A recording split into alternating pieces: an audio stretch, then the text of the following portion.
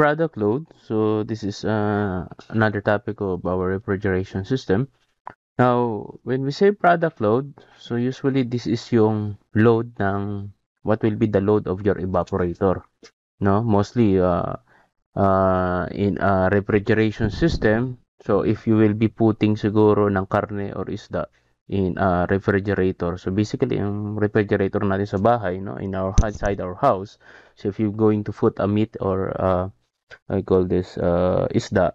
So yung load ng evaporator mo, which is yung karne or yung isda, no? If you putting that one. Now, in order na we may able to size the compressor, the evaporators, condensers, and expansion valve, we need to firstly determine what is yung product ng for what will be the product load or what will be the usage of your refrigeration system. Now, later on, we'll be able to there are different for a different products katulad ng meat and also ng fish. They have a different type of we call this the freezing temperature or and also the storage temperatures, which is also different, no? Now, again nga, no, as I discussed previously from our previous topics, that the purpose of a refrigeration system is not just only to cool the product, because we want to the purpose in one is also is to limit the movement of the we call this para tumagal yung product mo or yung karne o yung other frozen products. So to limit the movement ng bacteria, no? So that is the main goal here, no? So usually kaya na bibilis na papanis yung mga o nasisira yung food is that because usually in the normal temperature, yung bacteria is can multiply exponentially. So mabilis.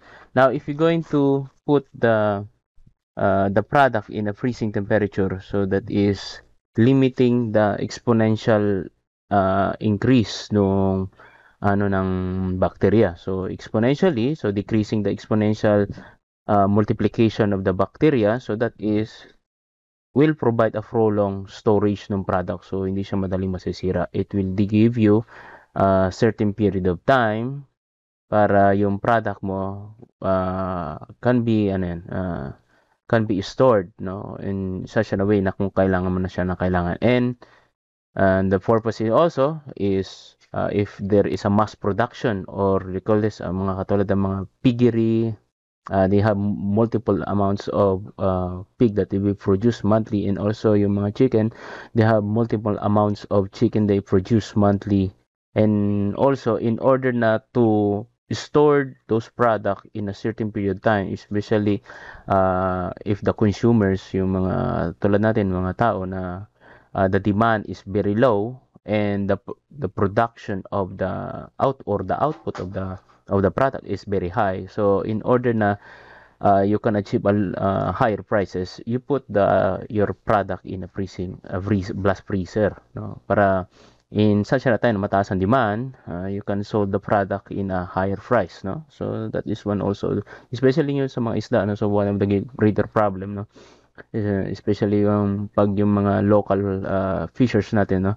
If there is too much ano yan, katulad ng summer, pag marami silang nahuhuli, so eventually ang nangyayari is that the cost of the price of the fish is very low, so mura, no? And ang nangyayari is if there is too abundant supply of fish on the market, so the price of the fish is mura, and ang nangyayari binabarat sila, no? But in order to suffice yung sobrang nakuha ang isda, or you can transport it in other places which is yung scarce ang supply ng fish, blast freezers are very important, so they play a very important role. And in order to do that, that we need the storage temperature of the fish, especially pag mga malalaking mga fishing vessels. So, nanggagaling pa sila sa mga malalayong lugar and they catch abundant amount of fish. In order na to preserve the fish, before traveling into scars of flies of fish. So they need to do a blast freezer, or let's say a storage freezer for that. Now in the product load, behind its science, usually we have two types of heat na kailangan lang natin tanggalin in order to freeze our product or subject it to a lower and also subject it into a lower temperature. So ang una dyan, we need to remove the sensible heat, and the other one is the latent heat. Now, by definition, the sensible heat is the heat needed by the body to change in temperature now and without changing the pace. And it is represented by the equation, which is MC, mass of the product times the specific heat of the product at constant pressure, then times the change in temperature. So it's vice versa from high temperature to low temperature, no? But in our case, mostly it will be from higher temperature to lower temperature, no? So it is in this case that from above freezing to below freezing temperature. Now, this is the first one heat that we need to remove, no? Next is the latent heat. Now, from the definition itself, the latent heat is the heat needed by the body to change its pace without changing the temperature. So, yun naman, yun ang advantage naman ito. Without, we can change the phase. So, it's either can be from liquid to solid or solid to liquid. So, for example, here we have an ice cubes, no? So, usually, from our case, mostly it will be starting from the liquid to solid, no? Say we are trying to freeze special application is ice plants, mga ice makers, and also the other one is yung meat, no? From a soft meat to a frozen product, usually. So usually pag hinawakan mo yung fresh cut or yung tawag dito, yung fresh meat from the slaughter, so usually that is soft. Now, if you're going to put that one in a freezer and you want to store it for a certain period of time, so you will be freezing that one. So that is changing the pace from soft to hard. So that is changing the pace. So that is also uh, from other parts and properties niya. Usually there is a part that has a moisture content. So we'll try to change the part ng moisture content ng meat into a frozen part ng moisture nung containing yung meat, no?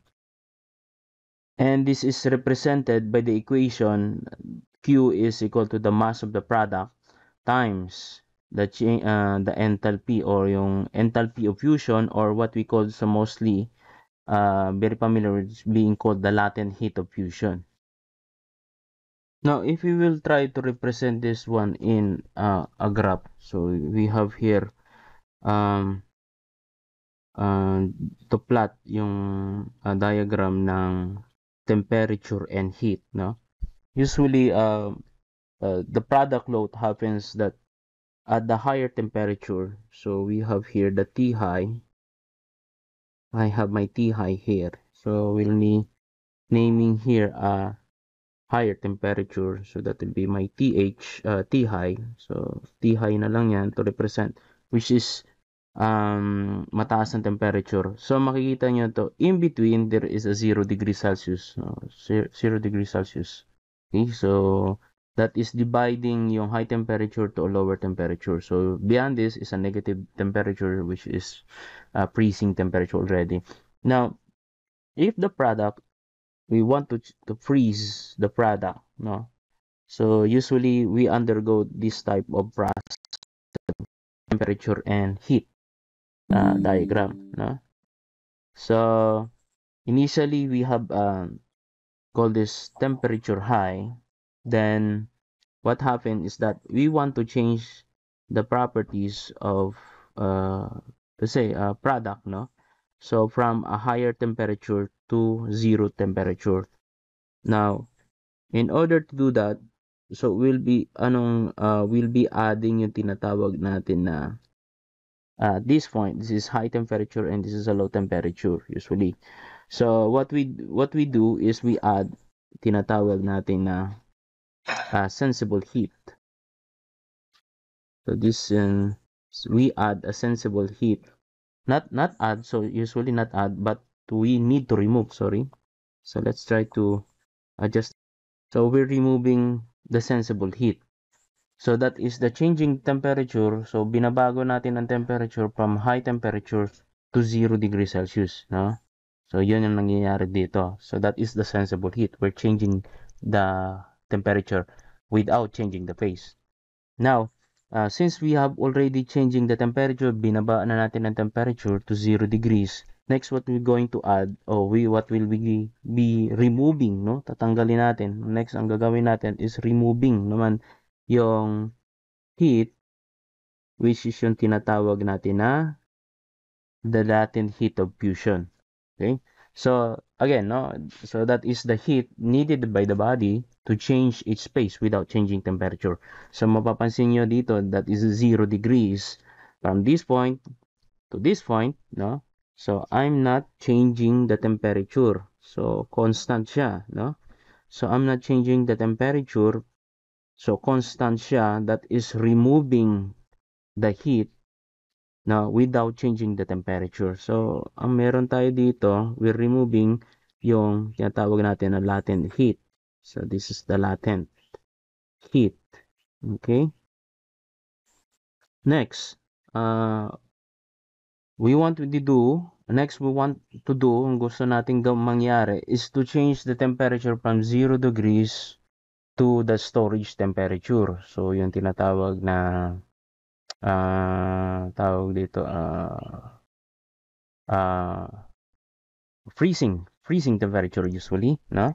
But ito yung 0 degrees, usually sometimes this changes. So usually this is a freezing temperature usually in different types of material, different types of product. So usually just only to demonstrate here, no? So we have to plot next is removing yung sensible naman, no? So from here, I will be drawing a line papunta dito, no? So that is I'm removing the heat. So removing the heat, which is yung tinatawag nating sensible heat, no? So that is from 0 degrees. So I'm changing the temperature from 0 degrees to the storage temperature. So this will become the temperature, which is, so I'm gonna name this one, I'm gonna name this temperature as yung tinatawag natin T low, no? At this point. So makita nyo previously, this is T high and this is my T low.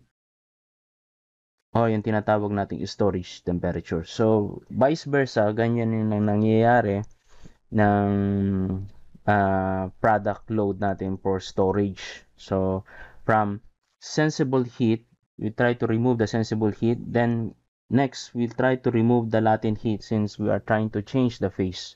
No? Changing the phase. Then the other one is, again, changing the temperature papunta doon sa storage temperature. Now the heat that we need, the total heat that we need to remove, so we have this one, no? So this will be my Q sub 1, and this is my Q sub 2, and this is my Q sub 3. So ito yung total na Q natin, which is yung Q total, no? If we're going to sum lahat ng heat, no? So this is now the total heat that we need to remove in order to store yung product natin or to freeze the product at the storage temperature. So let's have a sample problem. Now I have here a 100 kilogram of lean beef is to be cooled from 18 degrees from to 4 degrees Celsius. Then frozen and cold to negative 18 degrees Celsius. The moisture content is 69.5%. So the latent heat is estimated as 233 kilojoule per kilogram. Now estimate the cooling load. So maganda ito if you're going to draw muna natin siya doon sa temperature in heat diagram, no? So mas madali natin makukuha o ma-interpret yung mga datas and also may able to solve the problem, no? Okay, so we have now draw. So let's try to plot. So 18 degrees Celsius. So doon tayo mag-start. So assumingly we have here 18 degrees Celsius at this point. I have my 18 degrees Celsius. So yan yung part na which is yung 18 degrees Celsius. Then sabi doon, we need to cool the product from 18 to 4 degrees. So this is 18. So somewhere here, I'll be putting this yung 4 degrees. So assumingly, nandito yan, no? 4 degrees Celsius. Okay. Okay. Now we'll try to change the temperature from 18 to 14. So we'll try to connect this dot, no? This intersection. Because from here and here is the amount of heat, no? Papunta doon, which is pataas naman siya ang value.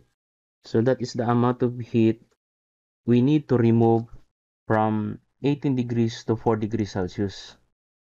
Then, we need to determine what is the freezing temperature of the lean beef. So, kailangan natin malaman yung frozen temperature in order to change again. So, this is another sensible we need to remove. So, from 4 degrees papunta doon sa frozen temperature.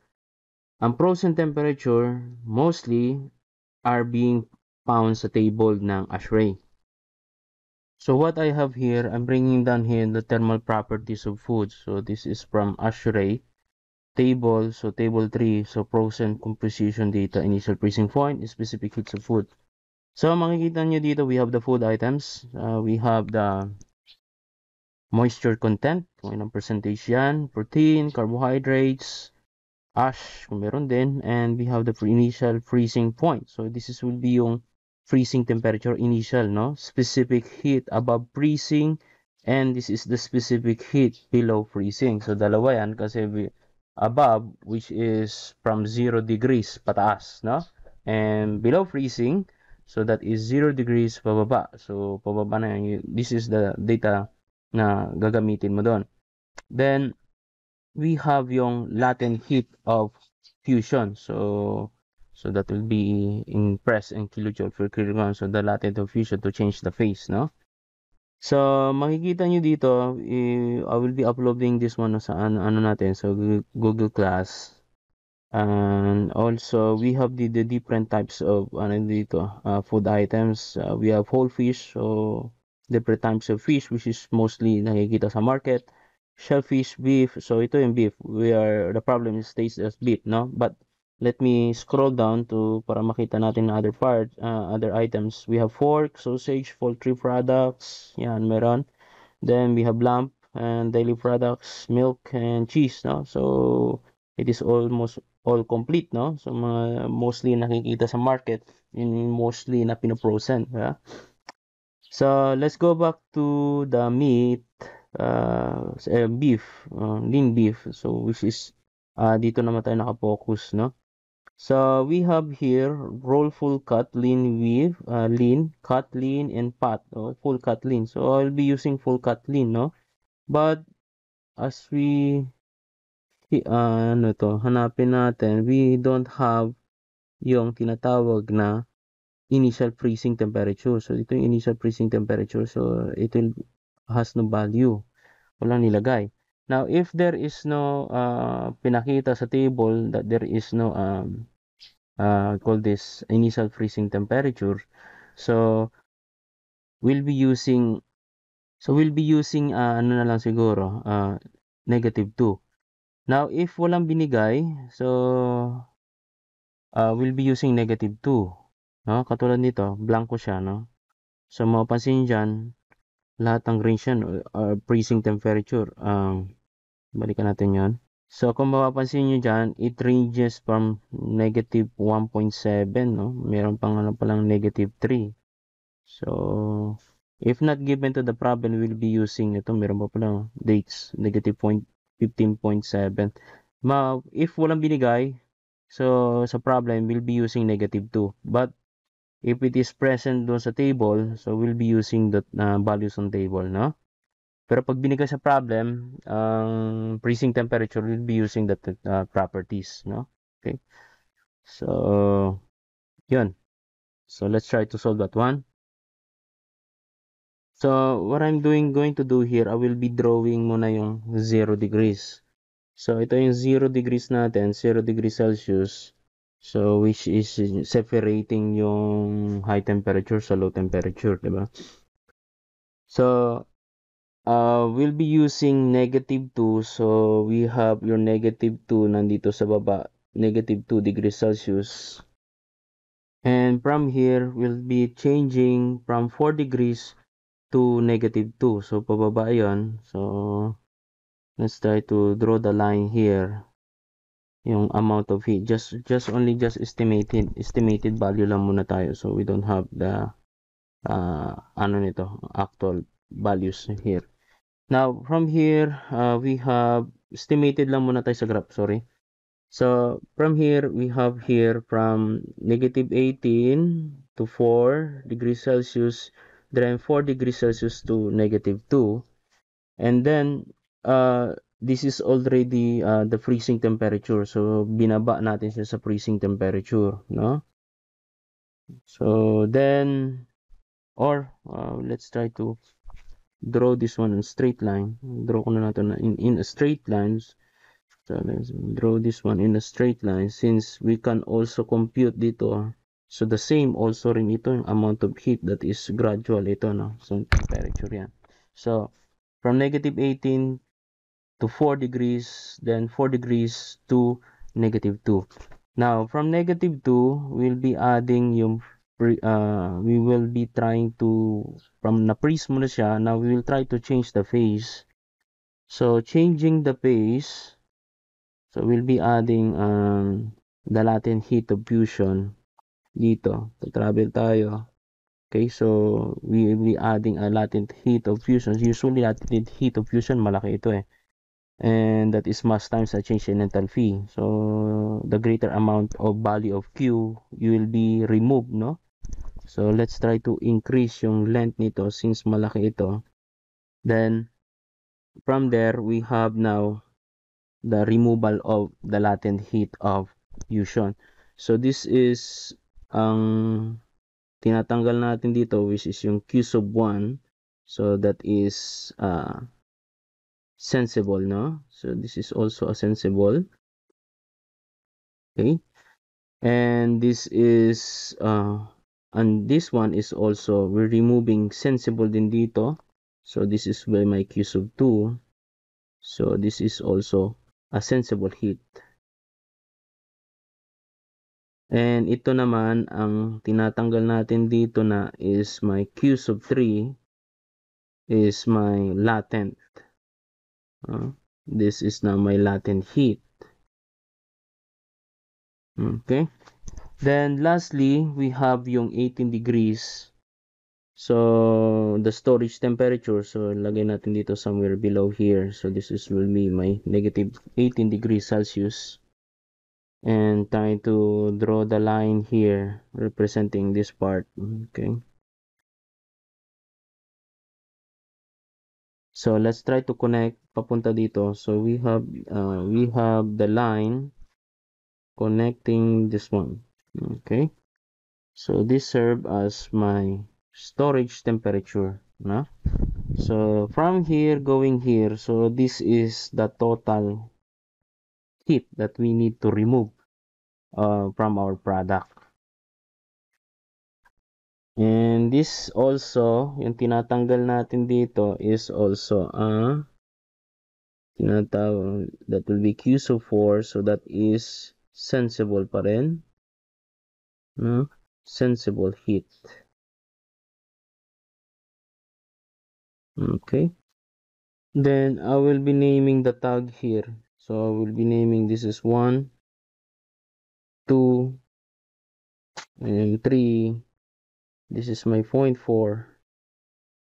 0.4. Now I will be palitan natin yan. So I'll make this one as my F, and this is also F.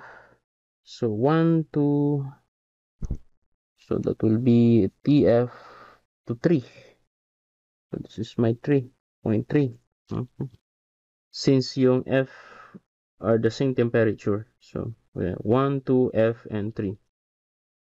So let's try to solve the heat, yung Q sub 1. Okay. So that will be the mass of the product, then the specific heat times the change in temperature, babaguhin natin, that will be so T sub 1, no? That will be T sub 1 minus my T sub 2. Now, ang kulang na lang natin dito, we don't have the other properties, yung specific heat. Now, yung specific heat dito pala, no? At this point, which is above freezing. So, magkaiba sila ng specific heat at the below freezing. So, yung properties ng specific heat above freezing, makikita doon sa ASHRAE table. And this one, specific heat at below freezing, makikita rin doon sa ASHRAE table. So, from here, so makikita natin, so, reviewing this, ano ng ASHRAE. So, we have the lean beef. Okay, yeah. So, this is, okay, we have 3.52. So, yung 3.52 na yan, so that is representing yung specific heat above freezing, and the other one is specific heat below freezing. Okay. So, I have 3.52 and 2.12. Okay. So, lagyan ko na ng acronym, subscript here, CP1. So, that is stands for specific heat above freezing, and also CP2 stands for specific heat below freezing. So I'm gonna change this one to 1, huh? So let's try to substitute here. So we have your Q sub 1. So yung mass of the product, that will be 100, no? Kilogram, multiply the CP1, which is 3.52. So that will be kilojoule per kilogram, and that is Kelvin. Multiplied it by ilan yan? So that is from T sub 1, it is 18 degrees, no? 18 degrees Celsius minus, so this is positive pa, so that will be 4 degrees Celsius. Okay, so we have your Q sub 1, which is equal to, so I have ilan to? So this is 4,000, that will be 928. So this is kilojoule. Okay, so you will notice here pala, no? So yung units will be cancelled out, and also this one will be cancelled out. So if you're going to add yung 18 degrees, if you will try to add plus 273, and the other side, yung 4 degrees, you will make it absolute 273. Now, by entering yung negative sign here, so eventually yung 273 will be cancelled out. So, it will be, cancel na natin siya. So, that's why I'm using here as degrees Celsius directly, rather than converting it for an absolute values, no? So if there's a change in temperature, eventually the absolute values will be absolute values will be cancelled out, no? Yun. So that explains that one. So nag-direct na lang ako gamit nito, no? Next, we have to compute naman yung from 4 degrees to -2. So let's try to change the temperature 4 degrees to -2, no? So that will be your Q sub 2. So that will be mass of the product, specific heat above freezing temperature, then times that will be T2 minus my TF. So, which is yung freezing, no? So, substitute natin ng values dito. We have the mass of the product, which is 100 kilogram times 3.52. 3.52, so that will be kilojoule per kilogram. And this is Kelvin. Then, times the change in temperature. So, T2, ang T2 natin, it will be 4 degrees Celsius. So, this is 4 degrees Celsius minus my freezing temperature, which is -2, no? To be -2 degrees Celsius. Okay, so we have your Q is equal to, so that will be 2,112. So this is kilojoule. Now, by computing the Q sub 1 and Q sub 2, we may able now remove the heat, yung part na ito. No? So, nandito na tayo ngayon sa freezing temperature. So, na-reach na natin yung freezing temperature. Now, gagawin naman natin, we're going to change the phase. So, from this point and this point, no? So, we're going to change the phase of the product. So, from soft to hard, o yung matigas. So, that is the frozen meat, no? So, we have the enthalpy. So, we have your Q.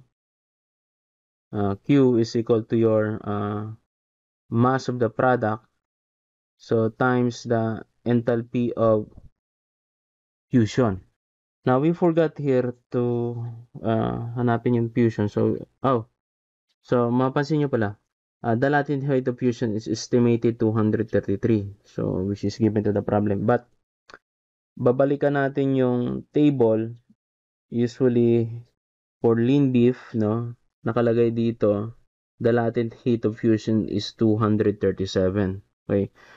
Now, we can use this one also, but the problem states the estimated 233.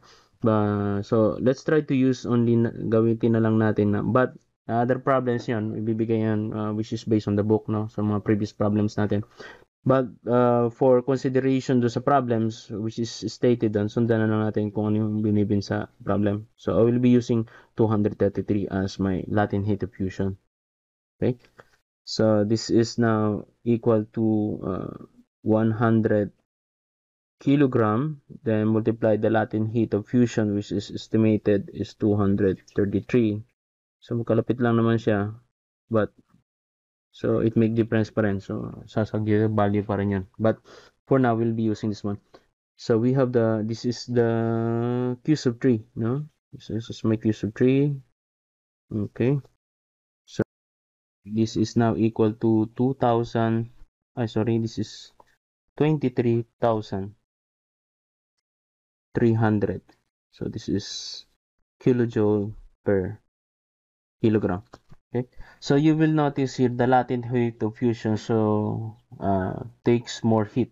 So mas malaki ang value niya compare doon sa change in temperature which is 4,000. So usually here masyadong malaki ang representation natin ng Q1 and Q2. But just only po but usually it must be closer dito since the value is 4,000 and 2,000 lang. Ito okay na to sa Q2.